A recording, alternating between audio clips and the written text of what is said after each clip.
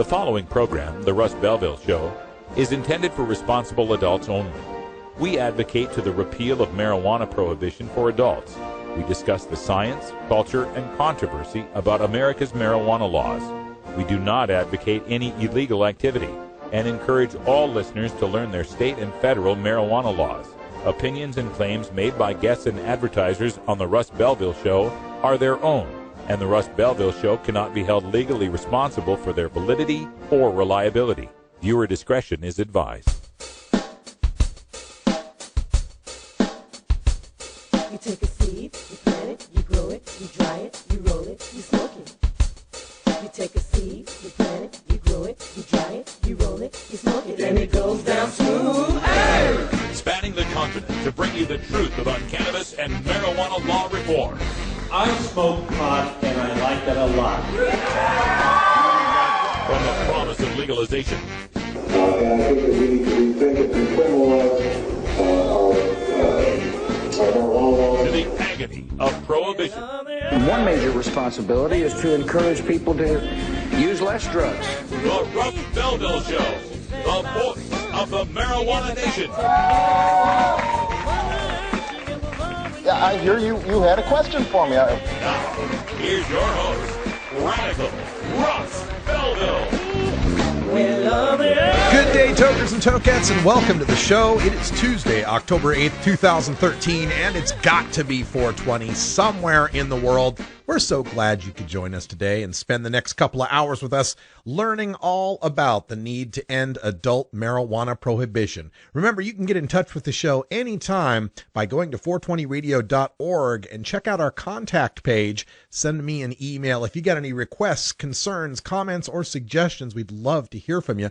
You can also post your own rants on our 420radio.org forums. If you got any question, ask Grey Wolf in our chat room or on the forums how to proceed. But we provide a platform for you to be the voice of the marijuana nation. You can also call into our show in hour 2 at 971-533-7111, or just leave a message if we're not on live, and we may play that later on another show. And we've got a special update on our 420radio.org website. We now have a mobile-capable website. So if you go to 420radio.org on your tablet or smartphone, there will now be a Ustream player that should show up for you, and a link to our TuneIn app if you want to get the audio-only stream. It's great for smartphones when you're on the road, low bandwidth. You can pick it up even in 3G networks. It's fantastic, so check that out. All right, on today's show, we are going to do more remembering of the King of Pot, Michael L. Malta, who unfortunately passed away suddenly and surprisingly on Sunday night of a massive heart attack. His best friend in the whole wide world, Mike Cann, will be joining us from Boston, along with Franc Capone, to remember the King of Pot, tell a few stories, and give us a feel for the man who made such an impact on the East Coast in marijuana legalization and throughout the country and the world for that matter. Also, we've got a few extra videos of Mike Cann and the King of Pot from the Boston Freedom Rally. I dug them out of the archives. Haven't been shown on the show or uploaded to my YouTube channel yet, so you'll be seeing those premieres right here live on the Russ Belville Show. Also on today's show, some amazing behind the headline news. Texas supports pot legalization. I couldn't believe it the first time I read it either. And we've got a stupid stoner story, a crazy story out of Arizona. One of the worst excuses I've ever heard for smoking weed. Not that I really need an excuse. All that and more is coming up on the Russ Belville Show. We've also got Electric Tuesday, and our good friend Electric Bob will be calling in with a song from Kids in Tracksuits. I'm so old, I don't even know what that means. Thanks for joining us here on 420radio.org. Become a VIP supporter today. We are listener-supported Cannabis Community Radio. We are not here without your support. So thanks for giving it. The news is next when we come back.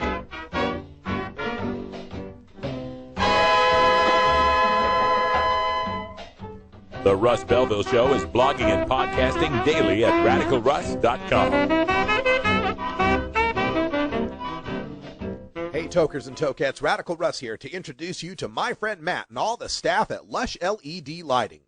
Growing plants indoors can be a rewarding hobby, but electricity bills can go through the roof. Then you have to cool down all those big hot lights. It can drive a grower insane. With Lush LED lighting, you can solve many of these issues and double your rewards. If you thought LEDs were meet the tech of today, Matt and his scientists have developed the perfect light for flowering plants with far less cost and heat. And the results? Let's just say I appear at a lot of events with the masters of indoor horticulture, and the harvests I saw from Lush LED lighting were big, tight, sticky, and very effective. Check out LushLEDlighting.com right now and tell them Radical Russ sent you. Double your rewards and lower your expenses with Lush LED lighting. I'm Radical Russ Belville, and I want to thank you for listening to 420 Radio. We couldn't survive without you and our sponsors, and I'd like you to check out one of our prime sponsors, the National Cannabis Coalition. I've been working with NCC since June of 2012, and I'm proud to be part of the team they have assembled. National Cannabis Coalition is building the partnerships with reformers, lawmakers, and industry we need to be successful. Visit the National Cannabis Coalition website at nationalcannabiscoalition.com or the easier-to-remember ncc420.com. That's where you'll get the exclusive first look at my radical rants, as well as informative articles from the nation's top cannabis pundits. Visit ncc420.com today, and if you have your phone handy, text Russ to 420-420 to support NCC and 420 Radio. It's a free text message that helps us help you end adult marijuana prohibition. Learn more at ncc420.com, and thanks for supporting independent marijuana legalization public radio.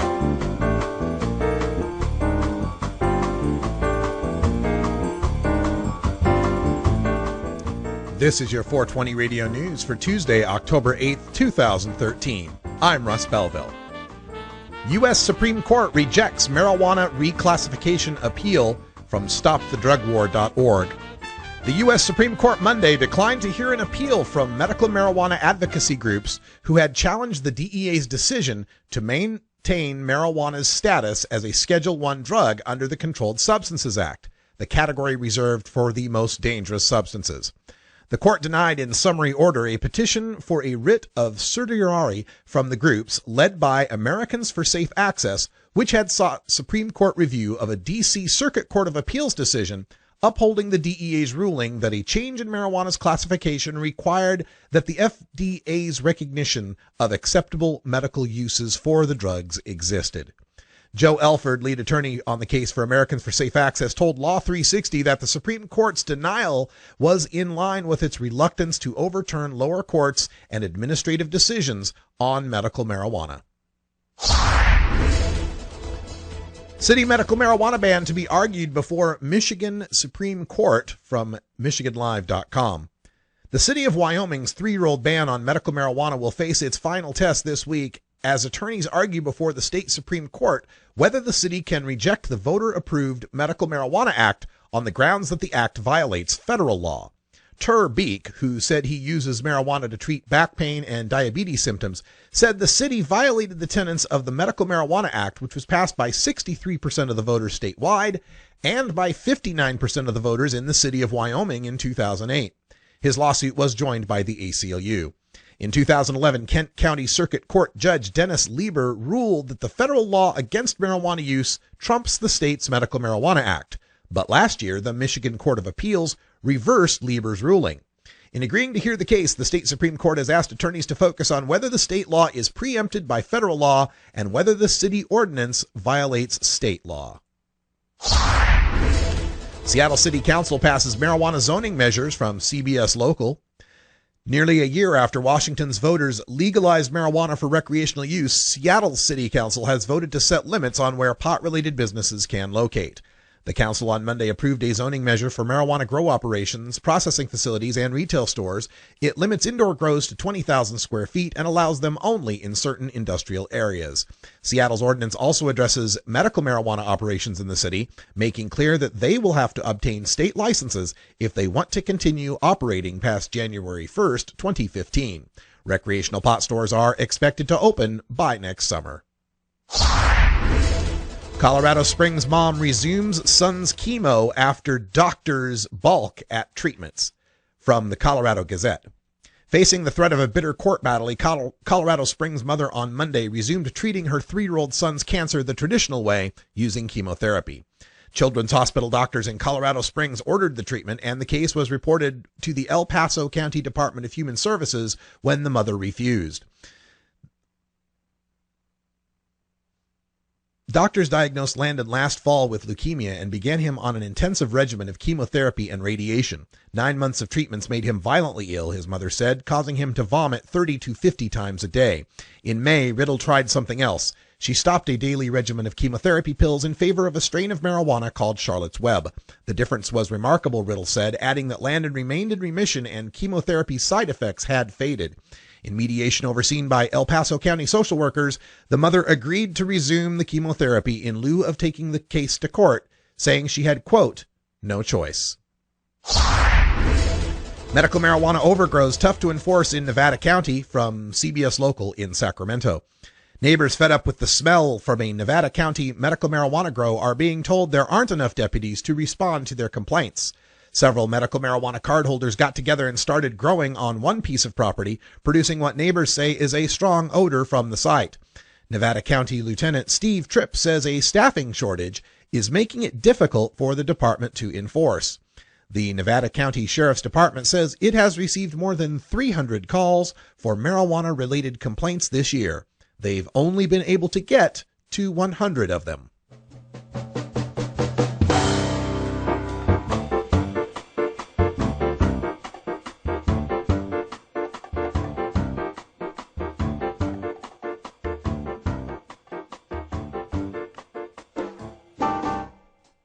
This has been your 420 Radio News for Tuesday, October 8th, 2013. I'm Russ Belville. When we come back, we go behind the headlines and take a look at the poll numbers from Texas on the questions of medical marijuana, decriminalization, and legalization. The results might shock you. You're listening to The Russ Belville Show on 420radio.org. We'll be right back.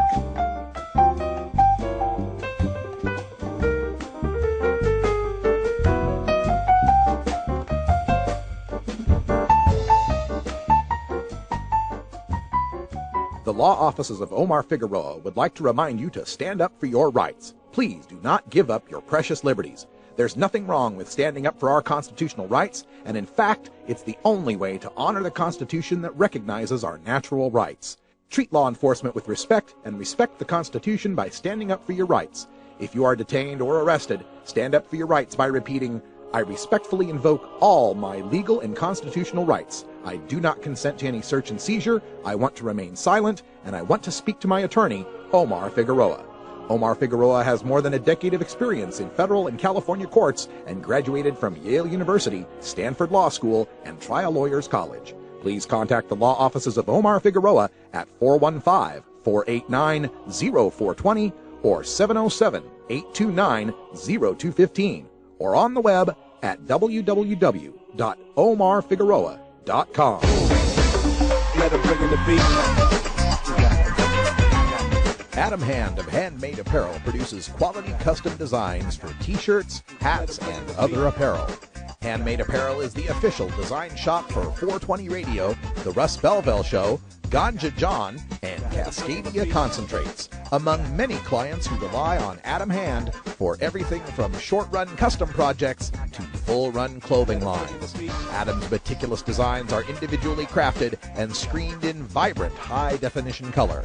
Visit handmadeapparel.biz to browse the selection of handmade gear or to get a personal quote for your own designs. Handmade Apparel, a proud supporter of 420radio.org.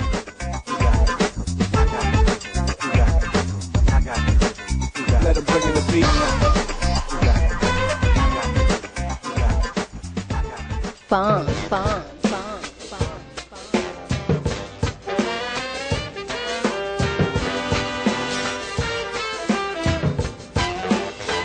Oh, hello. I'm Big Daddy, and I want you to join me at the Funky Roller Ring.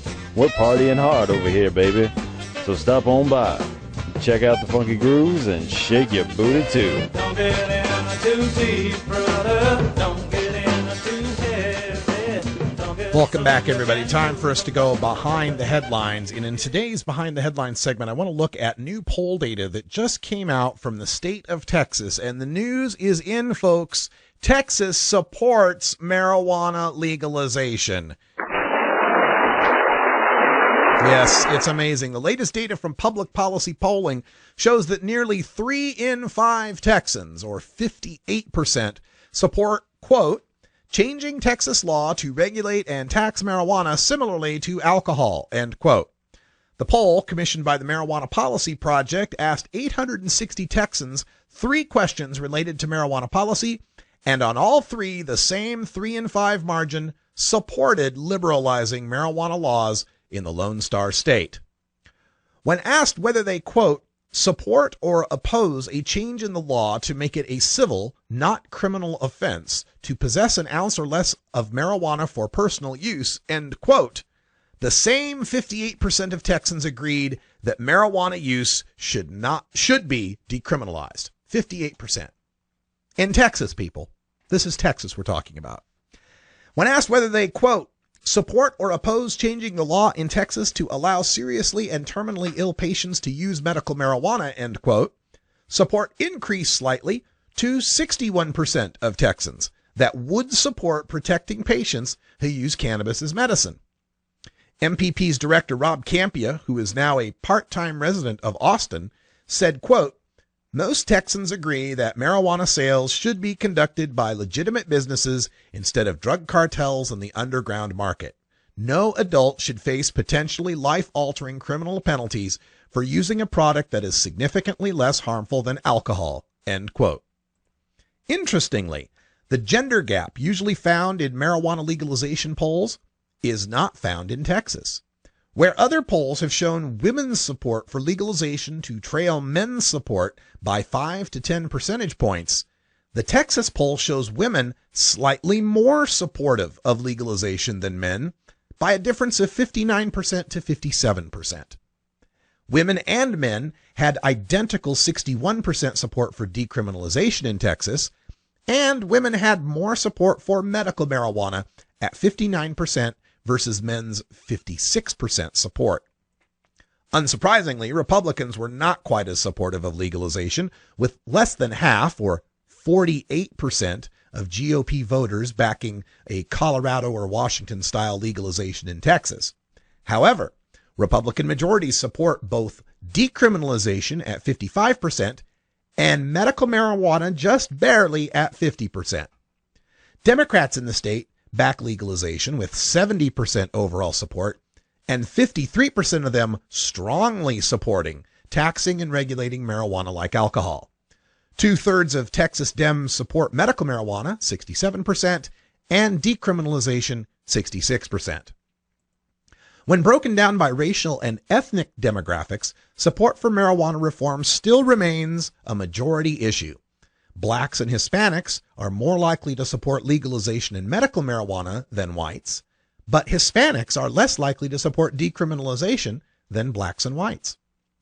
And every age group supports marijuana legalization, ranging from 52% of senior citizens older than 65 to 63% of those in middle age from age 30 to 45. However, young people aged 18 to 29 fail to give majority support to both medical marijuana and decriminalization, with sizable percentages, 32% and 14% respectively, answering not sure on those issues. And that part of the poll is the one that bothers me, because when I've looked at so many polls over so many years, and all of them will always show that 18 to 29-year-olds have much higher support for medical, decrim, and legalization. But here we're getting huge numbers, for a poll of not sure answers. Most of the not sures on all of these questions, when you broke them down by any other demographic, were not much more than 6%. But 14% not sure on decrim, and a whopping 32%, almost a third of young Texas people not sure on medical marijuana. It's interesting because they do support legalization by majority support, but not decrim or medical marijuana. And I'm wondering if this is young people in Texas not wanting to just go part of the way, wanting to make the big step into legalization rather than the baby steps of medical and decrim. Remains yet to be seen what will happen in Texas, but we are very excited to see these poll numbers here at 420 Radio. All right, folks, it's time for a break, and joining us for the break here in the studio, we got Brian the Red who stopped by. Hi, Brian! We'll talk to him a little bit in hour 2 as well, so stick around. Oh, have you ever met that funny reefer man? A reefer man. Have you ever met that funny reefer man? A reefer man. If he said he swam to China, he would sell you South Carolina. Then you know you're talking to that reefer man.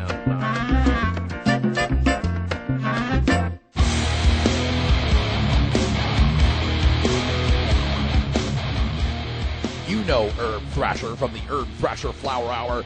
Now get ready for Herb Age Designs for the proud cannabis consumer. Herb Age Designs, lifestyle gear for the 420 friendly. Herb Age Designs, home of the famous lighter leash. Herb Age Designs, get your Herb Age t-shirts and hoodies and show your pride. Herb Age Designs, we've got frisbee golf discs and durable hemp gear. Herb Age Designs, we've got shot glasses, drinking glasses, coffee mugs, and beer cozies. Check us out on Facebook and online at herbagedesigns.com. And follow Herb Age and Herb Thrasher on Twitter. We'll see you at this year's Hemp Fest. Crank it up.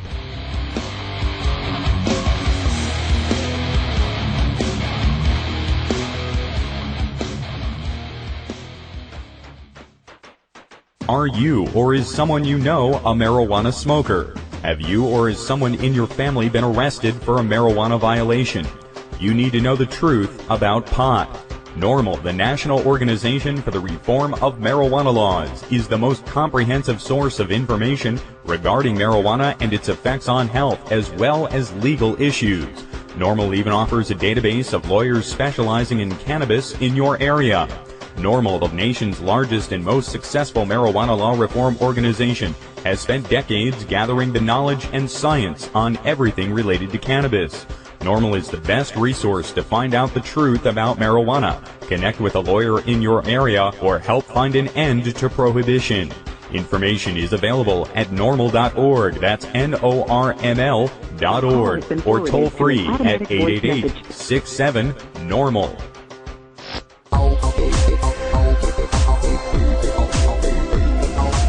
Everyone knows music and marijuana go together, so let's wind up our 20 after break with the Russ Belville Show's Daily Toker Tunes, the best in pod-safe 420 music from around the web.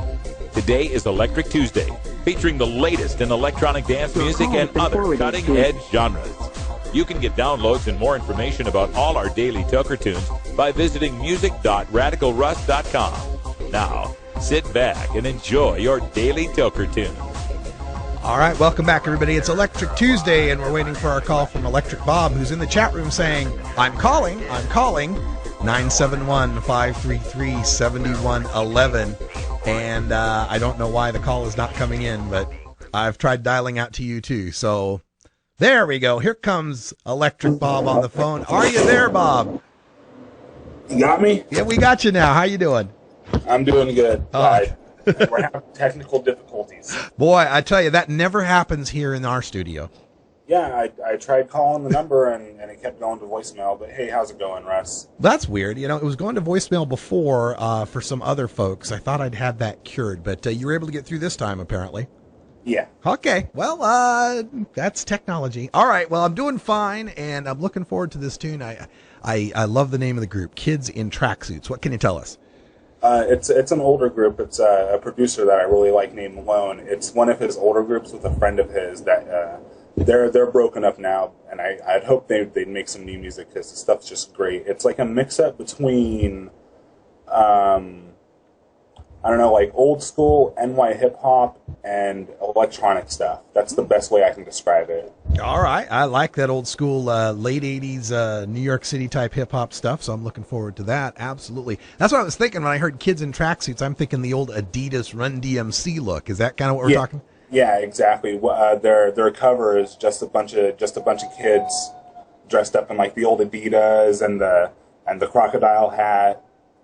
Right on. Looking forward to that. All right. So also, we've been discussing a little bit behind the scenes about the possibility of putting together a Tuesday night music show. Any new news for us on that front? We'll have to talk some more. I want to do it, definitely. Yeah, that'll be some good stuff. So let Electric Bob know in the chat room if you're looking forward to some more music shows. We'll put one on, Tuesday night music show here. I don't even know what we'll call it yet, but we'll figure it out. Yeah, we'll do something. All right, well, let's get to the tune here. This is Kids in Tracksuits. The song is called Real Acts, and Electric Bob, thanks for calling in. Warmth and relaxation go together. So one way to increase feelings of relaxation is to help yourself feel warmer. Here's a technique for that. Imagine yourself lying on a floor that has a deep, heavily padded rug. It's comfortable just laying there. Now imagine a warm thermal blanket rolled up against the bottoms of your feet. Feel the warmth of the blanket against the bottoms of your feet.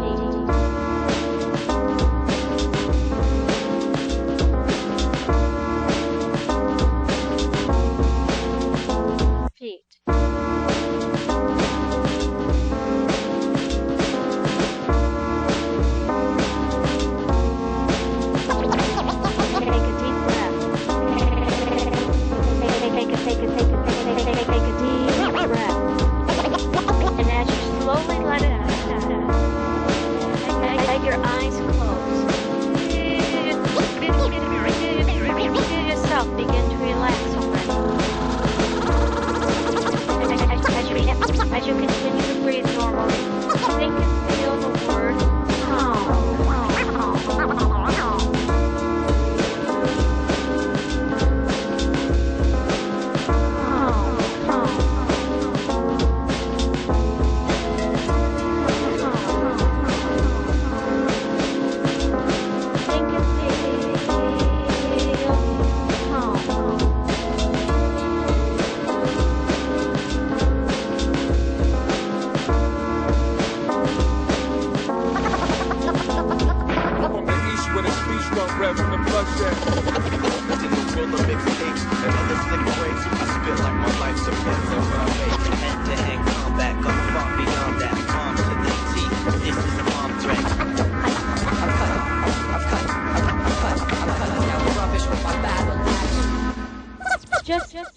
relax.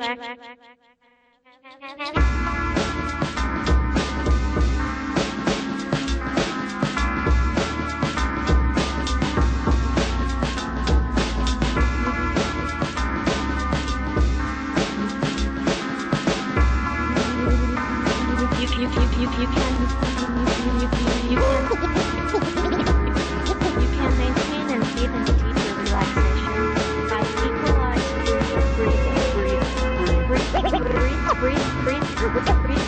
breathing in through your nostrils to a count of 4 and out to a count of 4.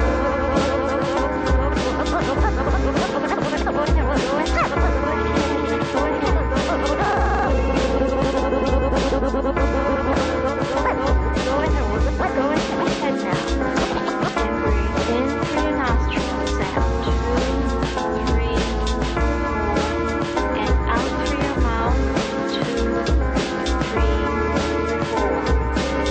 In 2, 3, 4, and out 2, 3, 4. In.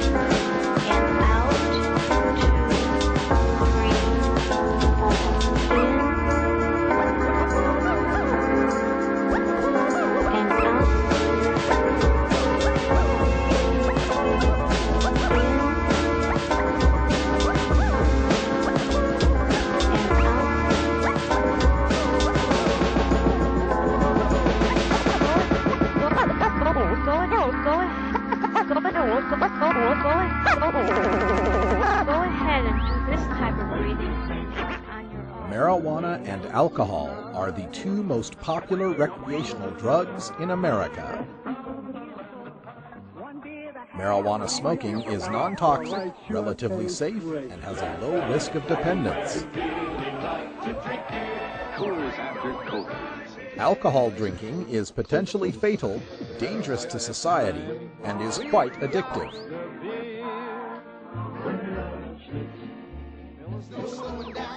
Marijuana is safer, so why are we driving people to drink? That's the question of the new book, Marijuana is Safer, So Why Are We Driving People to Drink? By Paul Armentano, Mason Tvert, and Steve Fox. Visit Amazon.com or ChelseaGreen.com today to order your copy of Marijuana is Safer, or visit MarijuanaIsSafer.com. 420radio.org presents Hemp Radio with Patty Cakes in Orange County, debuting every Wednesday at 1 p.m. Pacific Time, with replays Thursday at 7 a.m., Fridays at midnight, and Sundays at 9 p.m. right here on 420radio.org. The cannabis community includes a diverse set of activists and nonprofits working to end the prohibition of marijuana. We take the time to hear the stories of reform on the Russ Belville Show's Cannabis Community Chat. All right, folks, welcome back. And as you know from yesterday's show, a dear member of the community, especially out on the East Coast, the king of pot, Michael L. Malta, passed away on Sunday night from a massive and sudden unexpected heart attack. And the community is still mourning, and we are working to get 3 activists from Boston on the phone lines right now with us to discuss and remember the legacy of Michael Malta, the king of pot. And leading up to that, I just want to say that I didn't have as much chance to meet Michael as I wish I could have. I met him at the 2009 Freedom Rally and the 2013 Freedom Rally. He was a great guy, loud, boisterous. He definitely filled up whatever event or room he was in, and, did a lot for a lot of people. So I'm going to show a little video here. This was me meeting up with Mike Cann, and the King of Pot at the Boston Freedom Rally this year. And when we come back, we'll have those guys on the line and we'll talk a little bit more about it.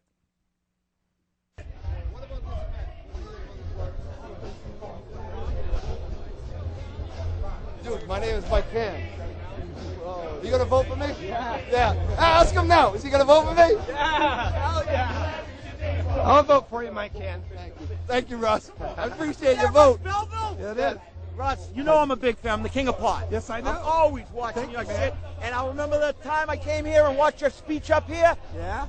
And you told everybody to call the president. Yes, sir. Don't forget, dude. I love your shit. And this man, Mike, got me to know who you were. Well, thank you. Do you have a sticker?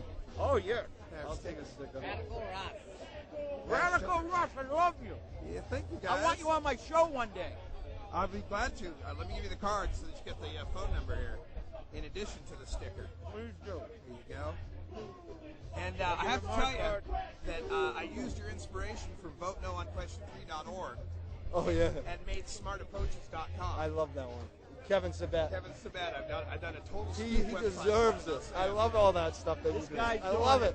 He gets so mad too. He's like, "Oh Ross, oh Ross, oh Ross." Kevin, shut up. Sorry. I'm just sorry. I'm trying. Kevin, I know you're my next door neighbor. I know we're supposed to go get a cup of coffee, but just shut up. It's so frustrating what they say and they do. It's just not right. It's not right. I'm glad you do it. 2016 campaign. What are we talking about here? Marijuana, of course, and our rights, and just voting for this, like this Freedom Rally right here. You're voting for, we know, legalization in 2016. So it's a campaign, a public, publicity like Vermin Supreme, get the word out of what we're doing, and the real cause everyone knows that we're all about. It's about legal weed 2016 in Massachusetts, and that's what we're working on. So. Speaking of legal weed. All right, King of Pot, Mike Cann, it's my brother. It's happening. We're both running. We don't want to grow it for you. We want you to be able to grow your own. That's what we want to make sure everyone knows. He's going to make sure. That makes us a little different than a lot of the If I'm his vice president, he's going to make sure I get out to the people a lot more while you take care of the business, what you need to do to get this thing changed forever. Yeah, legal, but you grow your own. That's right. You hear that? No Mike Cann for president. Right on. Vote Mike Cann in 2016. Thanks, guys. Bye, guys. Thank you, Russ. We love you, Russ. Oh, we love you too, man. And now I'm going to kick myself the rest of my life that I didn't get a chance to be on his show. But joining us right now by telephone, we've got 3 Boston activists. And, of course, who you just heard from, Mike Cann is on the line. Mike, can you hear me okay? Yes, I can, Russ. Fantastic. We've also got Franc Capone with us. Frank, are you there? I am here. All right, and Dex is on the line as well. Hello, Dex. How are you, Russ? Doing fantastic. All right, let's start with Mike Cann. Of course, we just played the video of you guys talking about the 2016 elections, running for president and vice president, and people could just see from your interaction how well you played off of each other and what good friends you appear to be. Tell us your memories of the King of Pot. Oh man, I just listening to it, I have goosebumps. I miss him. You know, he's just most amazing. He made everyone better around him. And that's what I remember him for. He made me better. He made me better, a better person, a better friend, just better at this activism thing. And he did that for a lot of people. How did the two of you guys meet? Through the movement. You know, I was a board member of Cann, and he had decided about 8-9 years ago to do an event and invited everyone from Cann, and I was the guy that showed up. And just the way he treated me and the fact that it was an out-of-the-way place with no people that I knew from the movement, but the club was packed because he had friends. He had friends everywhere, and that was my first direct. He had Marijuana Radio come into that show in Boston. That was the first time I ever met them. He was just an amazing individual. Yeah. I knew from the moment I met him that he was someone I wanted to be around all the time. And that's the way he was for all of us. Yeah, let's talk to Franc a little bit. Franc, your thoughts on the King of Pot. How did you meet him, and what did he mean to you? I actually met him through Mike. I had come in to be on the board for Cann and had met him a few times back then, and then more recently had become closer with him, and really was just getting to know him, really, in all reality, and just the first time I met him, my first impression, like you had said before you should play that clip, just a big, boisterous dude who just, the second he met you, the second he talked to you, he'd hug you up, and you were in the click at that point, and guy would do anything he could for you to help you out, and it's a terrible thing that, what is happening, and I'm glad to have been able to have known him, and for, the time that I did, and just can't say enough good things about just kind of like just the way it was, the way he carried himself, and like Mike said, he just brought so many different people together and made so many different things happen with his enthusiasm, his dedication to the cause and everything. And, he's, to me, an inspiration, and want to carry on his legacy, through my actions and that's basically the best I can say. Yeah, everyone I talk to who, and I've been reading through the Facebook posts and I've been reading through everyone's tributes and memorials, basically gives that description of him, that he was just ultra giving and, so bright and fun and just kind of energized everyone he was around. So Franc, thank you for sharing that with us. Dex, I wanted to talk to you a little bit. We've seen a lot of reforms in Massachusetts as of late, 2008 and 2012 passing major statewide reforms. How much did the King of Pot have a hand in that, in getting people motivated and out to want to support these reforms? Well, the thing about Michael that strikes me as the thing to remember is that he was there. He was always there. His face was there. His name was there. He took on something that people would remember as a name. He went out very publicly and very loudly, and he said what he was feeling, and he gave a lot of people inspiration and courage to go out and do the same, that they didn't have to be afraid to put their face behind what they were saying. And as far as all the marches and as far as all the gatherings, he's always there, and he was always up in the front. If nobody was grabbing a bullhorn, Mike was grabbing a bullhorn. If Mike Cann wasn't up there in front, Michael was up there in front, and always with a positive thing to say, and always just trying to unite all the broken factions inside this movement, all the infighting. Yeah, and that's a really good point to bring up, because I've found, I'm over here on the other side of the country, but there's some stories that are the same no matter where you go, and one of those is infighting and squabbles that people have and grudges. And let's go to Mike Cann for a second here, because we talk about, Cann board, I'm sure like any other board had those kind of squabbles. How was Michael in dealing with those situations and trying to bring people together? He tried to stay out of it. And, he was my brother, so he always backed me in a lot of stuff. Sometimes he, unintentionally he might get involved, but he really, for someone like himself, he really stayed out of it, and he brought people together. Even myself, I look at, even in his death, there's no more grudges with me, with anybody in this world. And I live every day now like I'm Michael Malta. That's what we say, what would Jesus do? What would God do? I say, what would Michael Malta do? And I think that's my lesson in life for everybody. It's like, we were going to miss him, and he gave us more than we ever gave him. He always took care of everyone else before himself. And we all have to take that with us, and we have to carry it on. We have to carry on who he was. Yeah. And I really think that's a good lesson for all of us. Yeah. Look at the support that he gets right now. There's not one person out there that has a bad thing to say about him. Not one. Yeah. Let me I don't know if I'll be the first to say this, but let me suggest that the 2016 initiative in Massachusetts should be the Michael Malta Marijuana Legalization Initiative. What do you think? I think we all agree on that one. Yeah. Yeah. Hell yeah. Amen. All right. Now, Frank, in meeting people like Michael, and I know that whenever I go around the country and I'm at these different events, a lot of activists will refer to these kind of things as the family reunion. Like we're getting to see all these people that we work so hard with. And the camaraderie that you build with people they can feel like brothers and sisters to you. But of course, Michael also had real family, and I'm wondering if you've been in touch with his wife, his daughter, anybody in the family, and gotten any feelings from them.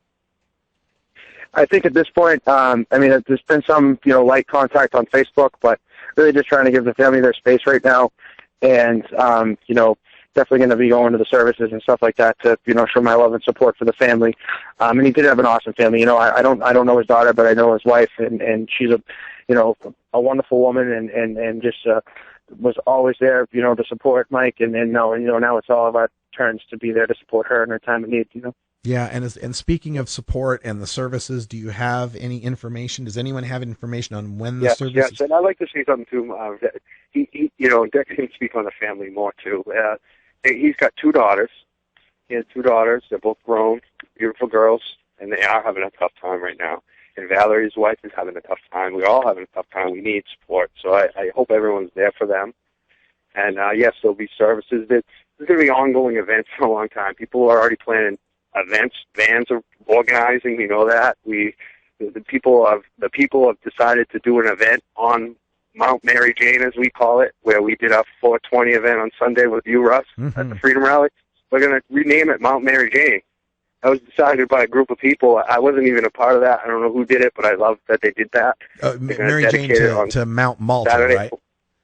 Yeah, Mount Malta. There we go. Is what they're going to call it. Michael Malta is what we're going to rename it, I guess. The people have decided. Thursday and Friday are the services. I think Dex has all the info on that, too, right, Dex? I do. The calling hours are going to be at DeVito's in Arlington, Massachusetts on Thursday from 2 to 4, and then again from 6 to 9 p.m. And then the funeral is held on Friday at 10 at St. Agnes, also in Arlington. Okay.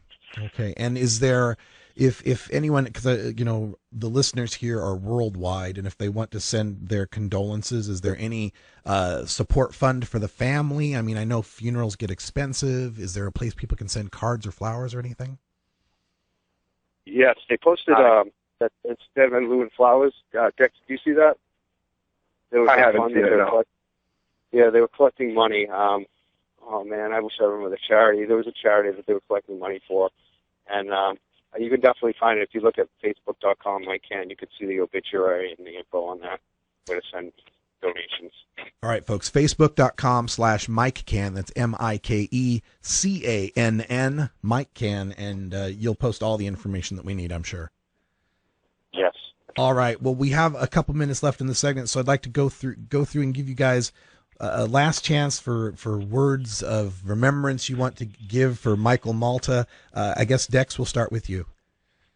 The last chance thing is I'll never be done talking about him. I wanna give a shout out to his father, Daddy-O, and keep him in our thoughts as well, because Mike got his father out on the circuit talking to people of his father's age and trying to right the wrongs that the government had done with their lives for so many years, and to see him and his father together out at events,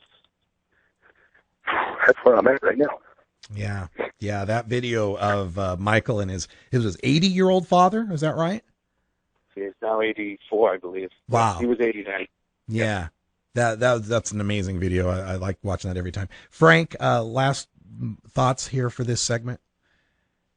Just live every day like I said, like Michael Malta, man. I mean, just to look at his example that he gave about not being ashamed to say who he was or how he felt at any time, and just be someone that's willing to bare their soul for what they believe in, and to tirelessly work to bring change and to brighten people's lives, and so that's my takeaway, is just to realize how fragile life is, and not be afraid to be who I am, and fight for what I believe, and live every day to the last. Right on. And Mike Cann, your words, your thoughts. I just say, Michael Malta, you are my brother, and I'll never forget you, and I'll be there for your family, and I'll continue your work, and I love you, and you know how many people love you now. You never really knew. I know you didn't know, but now you know. Everybody loves you, everyone respects you, and we miss you immensely, and we will not forget you. Yeah, no doubt about that. Let's Russ, if I could also just say one more thing. Yes. I just want to say that the Michael Malta story is a story about taking anger and turning it into positive things, taking things that put you in a negative place and using them for positive change. Right. And let's keep fighting for that positive change. Let's get legalization passed in Massachusetts in 2016, and pass that in Michael's honor, man, because he fought hard for that, and I know he would want us all to keep fighting for that. So thank you guys. I want to appreciate so much Dex and Frank and Mike for joining us here on the Russ Belville Show. Thank you, gentlemen. Thank you, Russ. I paid my dues. You're tuned into the Russ Belville Show. Yeah, we've made a call on the controversial marijuana ballot question, Amendment 64. Floyd, we can safely say this is going to pass? It is legal in the Constitution to possess and grow up to 6 plants. You cannot be arrested for being in possession of an ounce of marijuana. Colorado and the state of Washington, they voted to legalize marijuana, not for medical use, but for recreational use. This is the beginning of taking apart prohibition one state at a time. That's how they did it 80 years ago against alcohol. That's how we're going to do it now against marijuana. We are the champions. We are the champions. Hey, little dude, send your mama and daddy out of the room. I gotta get you up on this. You know who I am. Snake, dealing in weed, coke, crack. Your choice. Take one hit and you'll do anything to cop more. Steal from your mama, lie, cheat on your homeboys. But hey, that's the price you pay when you deal with dudes like me. Now, some folks will tell you that I'm dealing in poison. But hey, do I look like the kind of guy that would do that to a kid like you? Yes! Is crack worse for a person than marijuana? I believe all illegal drugs are bad. Is methamphetamine worse for somebody's health than marijuana? I don't think any illegal drug is good. Is heroin worse for someone's health than marijuana? Again, all. I mean, either yes, illegal, no, or I don't know. I mean, if you don't know, you can look this up. You should know this as the chief administrator for the Drug Enforcement Agency. I'm asking you a very straightforward question. Is heroin worse for someone's health than marijuana? All illegal drugs are bad. Does this mean you don't know? Heroin causes an addiction. Okay. That causes many problems. It's very hard to kick. So does that mean that the health impact of heroin is worse than marijuana? Is that what you're telling me? I think you're asking a subjective question. No, it's objective. Just looking at the science, this is your area of expertise. I'm a layperson, but I've read some of the studies. I'm aware of it. I'm just asking you as an expert in the subject area, is heroin worse for someone's health than marijuana? And I'm answering as a police officer and as a DEA agent that these drugs are illegal because they are dangerous, because they are addictive, because they do hurt a person's health. So heroin is more addictive than marijuana? Is heroin more addictive than marijuana in your experience? Generally, the properties of heroin, yes, it's more addictive. Is methamphetamine more addictive than marijuana? Well, both are addictive. Well, is methamphetamine more highly addictive than marijuana? I think some people become addicted to marijuana, and some people become addicted to methamphetamine. You mentioned that the top your top priority, I believe you indicated to us, is abuse of prescription drugs. Is one of the main classifications of prescription drugs painkillers that you're concerned about? That's correct. And are those painkillers addictive? Yes, they are. Very addictive. Are those painkillers more addictive than marijuana? All illegal drugs are in Schedule 1 are addictive. Drugs are bad. You shouldn't do drugs. If you do them, you're bad. Because drugs are bad, okay? Stupid Prohibition Stories. As a public service, the Russ Belville Show reminds you that smoking marijuana does not make one stupid. However, some stupid people do smoke marijuana, and Prohibition is always waiting for another victim. Learn your lesson from today's Stupid Prohibition Stories. With your Stupid Prohibition Stories, I'm old-timey 1920s radio reporter Freddie Farrock. This just in from the Phoenix New Times. Phoenix man arrested on pot charge says he was just stressed out over government shutdown. Joanne Taylor was pulled over for a traffic infraction and placed under arrest for not providing ID. Police allege a strong odor of marijuana was coming from the car, and police found a bag of weed in Taylor's shirt pocket after searching him. Taylor, quote, stated he was stressed out due to the government shutdown and had to smoke some weed, end quote. It's not exactly clear what part of the shutdown he was worried about, since court filings indicate Taylor's employed full-time by a private company and told pre-trial services that he doesn't receive any government benefits. I'm Freddie Farrock with your stupid Prohibition Story!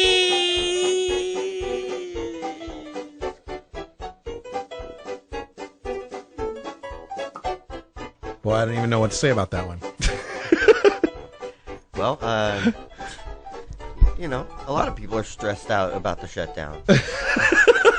I was stressed out about the shutdown because I went to go, I went to get data off of the census, and it's down. You can't get the quick stats off the census to figure out, you know, how many people are in whatever county or whatever state or whatever. Oh. I know. I was a little bummed out about that. So they fired the techies are quitting too. So. I guess so. I guess the servers are on strike, are being furloughed as well. But there is an object lesson in this stupid Prohibition story, as there is always. It's bad enough he gave a stupid excuse for smoking weed. Mm-hmm. But the point is, don't give any excuse for smoking weed, because when you give an excuse, you are admitting that you're smoking weed. So please, keep your mouth shut. Shut up.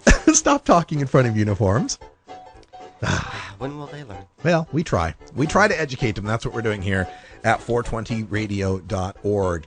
Now, I did want to take a little time here at the end of this show here just to, you know, add my thoughts on our friends who called in from Boston, Mike and Dex and Frank, who called in and talked to us, because this year we've already had two great activists, you know, Jenny Cush in Colorado, you know, taken from us suddenly by a wrong-way drunk driver. Mm-hmm. And then we have Mike out in Boston, taken from us suddenly from a heart attack.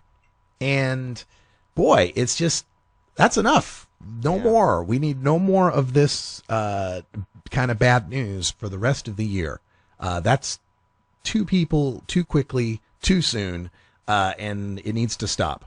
That's what I have to say about that. Let's remember the good times and keep fighting for all of the freedom that we've been fighting for, because people like Jenny Cush and people like Mike Malta, and again, I have to emphasize that hardly knew either of them. Okay, so I'm not, trying to talk as a friend or anything, but I'm just saying, as an activist, as a fellow activist, there are people that I always ran into as I went to these different events. And you find as an activist that we're kind of few and far between as far as people who have the combination of the will to want to fight, the balls to stand and fight, and the talent to be successful at doing so. To be able to get those three things in one person is kind of a rare crapshoot. So when you get people like Jenny and like Michael, they're gems. They're just they're so important to what we do. And I think it's also important as activists that we recognize the different types of activism that are out there and the different, ways people contribute to these things.